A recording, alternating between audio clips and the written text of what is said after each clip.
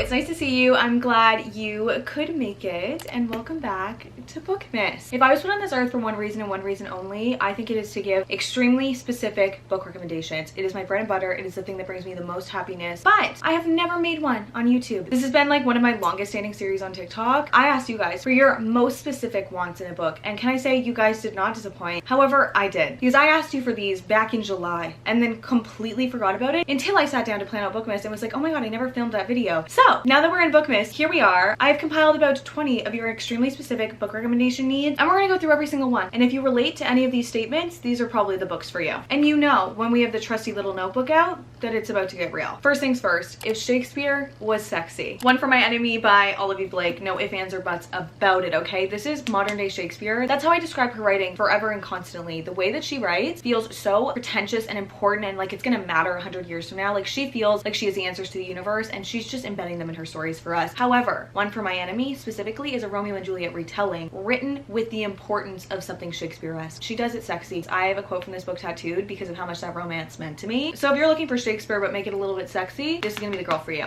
If you are constantly playing Hosier, God of the Woods by Liz Moore. I'm actually not the biggest Hosier fan. I really like his music when it comes on, but I've just never like committed to sitting down and like really understanding him and his discography. However, a big part of this book is the fact that the original Van Laar opened the preserve that this camp is on and that the Van Laars live on because he had such a connection to nature and he wanted his family and the people in the community to feel very connected to nature. If there's one thing I know about Hosier, it's that his music and him as a person is very connected to like the earth and our existence as humans and answering existential questions. And this answered, well, it actually brought up existential questions for me. I think it would be an immaculate reading experience having Hosier in the background for the intense feelings that this book will give you. A book that's gonna make me absolutely sob my little eyes out, but I'll be happy at the end because of the Found Family. The Six of Crows duet, specifically Crooked Kingdom, okay? The Found Family in this duology is my bar. This is the highest of highs as Found Family comes. We're following six criminals, for lack of a better word. We're going on this impossible heist. They are led by Kaz. They all have their own traumas and backstories and experiences that have led to them being in this situation and going on this heist. And the way that they support each other and connect to each other, and the way that this is written in that you have questions about a character's motive and then the next chapter will be their chapter and it'll get answered, is one of the most gripping stories that I've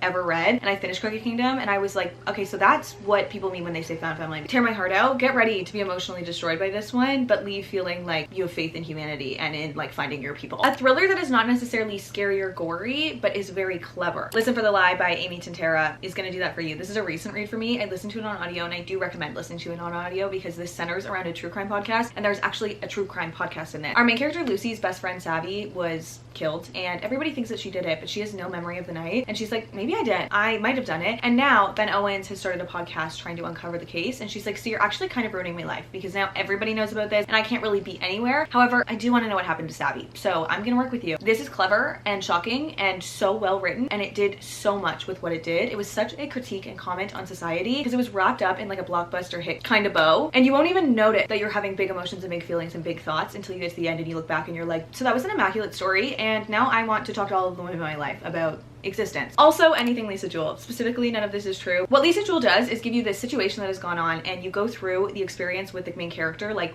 pretty long after and uncovering kind of what happened. It's not like solving the case. It's not the twistiest, scariest story. You kind of know where it's gonna go, but it's so messed up and it's given to you in such a convoluted but well executed way that you sit back at the end and are like, so like I knew that was gonna happen. It was so much more fucked than I was expecting. And also like, what the fuck? Why did I just accept all of that as fact because that was crazy? The way that she writes is literally clever. What to read if I'm in a permanent slump after reading Magnolia Parks? Now, I don't have a real answer for this one. I don't. The only one that really comes to mind for me that like fills that hole in me a little bit and like makes me feel as big emotions is The 7 Year Slip by Ashley Poston. And I'm sure you're not surprised by this if you've ever seen me before. Following Clementine, and she's always been very close with her aunt, but her aunt has now passed away and she inherited the condo in New York that she lived in, but she really didn't want to move in because she was like, that condo was hers. Like, I can't be that close to it and not have her there. But times are tough and she has to move in, and her aunt used to always tell her these fantastical magical stories. One of them was that the apartment would slip 7 years through time, and obviously Clementine was like, that's not true. Obviously that's not gonna happen, until maybe it does. If you like the Magnolia Parks Jessa Hastings writing, you will appreciate this writing. I think if you only like the storyline of reading, like you like finding out the story and not like taking the journey that is a beautiful writing experience, you won't love Magnolia Parks or this. However, if you love Magnolia Parks, you can take a tangent, and this will tangent in a way that elicits similar feelings. A male main character that gave a female main character a very specific name for a very specific reason. Now, this one was hard for me. I actually could not think of anything other than Phantasma by Keely Smith, where Blackwell calls Ophelia Angel. The way that we uncover why he does call her was like a little tiny bit lackluster. However, I would recommend this book, not just for that moment in it. I would recommend it. However, I cannot think of another book where a character has like a nickname, and that's kind of where my memory lapses. Asking for the page number that I cried on, or every single word of my favorite quote from some of my favorite books, I remember it. Remembering what they called each other, right over my head. Something that kind of gives Happy Place vibes. My initial thought is Annabelle Monaghan, and especially same time next summer, we're following a main character who has a stable job, the perfect fiance, all of that, a very stable life that she has always thought that she wanted, and she is taking him to her family's house in Long Island Beach to look at wedding venues, and she does not expect her first love, her childhood love, to be there across the street. And the story and experience you go on with them elicits very similar feelings that Happy Place gives you, like very happy, but like in a my heart still hurts kind of way. And honestly, I think anything Annabelle Monaghan will give you very much so Emily Henry, but specifically Happy Place vibe. A fantasy with a very strong line of romance. I'm gonna give you a brick. I'm gonna give you a brick. When the Moon Hatched by Sarah A. Parker. I think the pages in this are just thick because it's only 587 pages, and when I finished it I was like, so what do I have to do to get 500 more of them right now, tacked on like right here? I don't want to leave this world. This does romance unlike any other fantasy that I have ever read. I think what this does, it does extremely well. If you're an extremely visual reader, you will grasp this world and get it and fall in love with it very quickly. But what is so immaculate and interesting and really well done about this book is that she does romance book type of love. Like, I could feel the love burning between these characters. Ravencon live rent-free in my brain. Their love, the feelings, the emotions, it is such a strong line of romance, and it's not supposed to be just like a subplot of romance. This is a romance book that takes place on an immaculate, so big, so exciting, so interesting, so new fantasy world that is just unlike anything that I've ever read. Like, if you took the romance out of this, it would stand on its own. It would be its own book. It would be an immaculate romance book. Took the fantasy out of this, it would stand on its own. It would be an immaculate book. However, when you put them together, 6 stars. The best depiction of a romance that I have ever read. Like, seriously, some of my favorite book couples are from fantasy books. This one is different. Like, it lives in a different lane because they were given the room to have like a full romance plot. A book that will have you screaming, crying from the betrayal. The Serpent and the Wings of the Night by Carissa Broadbent. I did not have to think even a singular second about this one because what Carissa Broadbent does in this series is enemies to lovers twice, back to back. And I've never seen it done well. I've never seen it done, period, because it is such a hard thing to tackle. I don't even know how you would tackle doing 2 enemies to lovers plots back to back. However, she did it with this one. She did it, and it is immaculate. Everybody explains this as like Hunger Games meets vampires, which is kind of what it is, but it does not sell this series in any way, shape, or form. Araya, our main character, has been adopted by the Vampire King, and every 100 years there is a Kajari, which is this games that goes on. They can compete for a wish from Nyaxia, which Nyaxia is the god of the vampires, the god of this part of the world. When she's in there, she ends up meeting Rain, which is like a rival breed of vampire, for lack of a better word, and she is just a fragile little human. And what this story does, the betrayal at the end of this, I actually could have audibly screamed. That wouldn't have been a surprise to me based on how this book made me feel. A book that will have you crying in the car while driving. Now, this one I can give you from very personal experience, and that is Magnolia Parks. Yeah, nothing will ever make you cry in the car like this series will. It doesn't exist. Nothing will make you cry in the car like this series will. I have sobbed walking my dog. I have sobbed cleaning my room. I have sobbed driving in the car. I have sobbed on a plane. I have sobbed every single place that I have listened to this book. That's dramatic. Well, actually, probably. Like, any place that I actually listen to audiobooks, one of these books in the series has made me cry while listening to it. And actually, the audiobook version of these is unreal. So yeah, I've read this 3 times if you include the audiobook time. So, and I love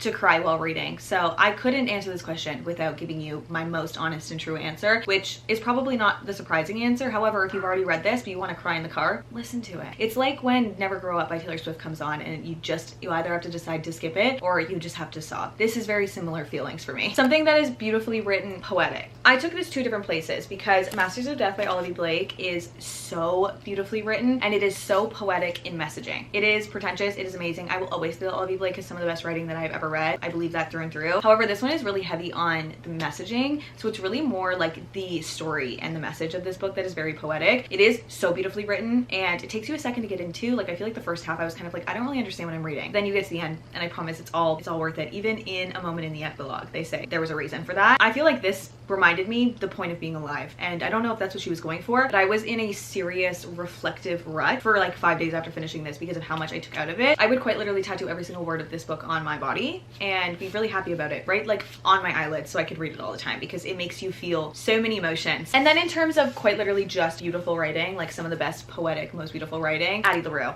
Yeah, The Invisible Life of Addie LaRue by B.E. Schwab. This is not my most favorite book ever. I did not love this as much as I was expecting. I think I settled on giving it a 4 something. I love the writing in it though. Like, it was so poetic and beautiful and important and just really, really, really well done. I think the ending let me down like a teeny tiny bit. That's the only reason it didn't really feel like a 5 for me. I do, however, recommend this book with everything in me because the writing and the world is just one of the most beautiful things that I've ever read. And if you are in the market for just straight, beautiful writing, enjoyable, flowery, fun writing, this is your girl. If Just for the Summer had a twin, I don't think I could give Just for the Summer a twin. However, just like eyebrows, I could give it a long lost cousin or like a sister because I just feel like there's nothing that touches exactly what that touches, you know? I would say the younger sister or maybe the younger cousin of that book would be Summer Romance by Annabelle Monaghan. I love this book so much. I was not expecting to love it as much as I do, and it elicits a lot of the same emotions. If there's one thing that Annabelle Monaghan does really well, it is write punchy one-liners. It's kind of like if Olivia Blake or like Jessa Hastings got to the point a little bit and took out the floweriness of everything and just had like one punchy line that wrapped around. Don't get me wrong, I love authors not getting to the point. I love going on the journey of their writing. To Abby Jimenez's very descriptive experiences of emotions and descriptive experiences of absolutely everything, this has like one singular line for that emotion that just sums it up very well, that makes the reading experience really fast and so impactful, and you don't even notice it's being impactful. However, if Just for the Summer had a little sister, I think it would be this book. A romance that also has really good twists. This is a new 5-star read for me that I was not anticipating would be a 5-star read, but it was the perfect mix of romance and mystery. And it is actually the most wonderful time of the year to read it because this is The Most Wonderful Crime of the Year by Ally Carter, and I will be reading everything by Ally Carter after finishing this because the way that she made this fun mystery Knives Out kind of experience coupled with a beautiful exploration of these characters and this love, unlike anything else, truly in a lane of its own, and never read anything similar to this. This is such a beautiful line of romance, but they're in a Knives Out kind of story where they're both authors and they've been invited to this house in England like mysteriously to spend Christmas with this mysterious person, and it's very Knives Out inspired, so I think you can imagine where it's gonna go. The storyline in this and the twist in this really did get me. That was so fun, but it was also equally as perfect as the romance in this book. Like the way that this romance had twists that tied into the twists that was the mystery, unlike anything else. Such a cool reading experience. The book to read if you love Lana Del Rey. The Dead Romantics by Ashley Poston would probably be my pick because it's this romanticized, beautiful, ethereal look at life because it's Ashley Poston. We're getting all these emotions, we're getting all these beautiful quotes, all this amazingness, but it's also like a little bit dark because our main character can see ghosts, and it's her developing a relationship and meeting and starting to become close with someone who is a ghost, and it'll rip your heart out, and it's dark and it's dreary and it's kind of like spooky. Like it kind of feels like My Tears Ricochet, you know, or like Snow on the Beach, but like the background vocals of it. I'm not like the biggest Lana Del Rey fan ever, however I do think this is a book that she would have on her nightstand, a book you think will live with you forever. I told myself we couldn't do any repeats, so before you guys get angry, no, it is not Magnolia Park. It is in fact The Atlas Six by Olivia Blake. I think that she has the answers to the universe and she is embedding them throughout this story, and I'm just curious to try and find more keys in her future books. This book follows the 6 most powerful witches, Medellins, as they are trying to get 5 spots in the Alexandrian Society, which is the secret society that is the Alexandrian Library, and every 10 years 6 people are brought in to try and get one of the 5 spots, and pretty much like every mover and shaker of the world, every president, every CEO, all of that, they at some point competed for one of those 5 spots in the Alexandrian Society. Each of these books deals with like a house of thought. One of them is philosophical, one of them is psychological. Like the way that she crafted these books feels like she has answers to the universe, and I would say at least once a week I remember like a tiny point from that book and I'm like, I need to reread that because I took so much out of it in the moment, and I just feel like it felt so important, and these characters and everything they go through. If you've ever watched that German show Dark on Netflix, this has like that same kind of feel of importance, which feels like a very niche comparison, but they made me feel extremely similar things, especially coming into later books in the series. And that was a list of 20 extremely specific recommendations. Extremely specific, like totally across the board, completely random, extremely specific recommendations. And I had the most fun because I do think I was put on this earth to do this. Like I do think if I have one singular calling in life, it is to give extremely specific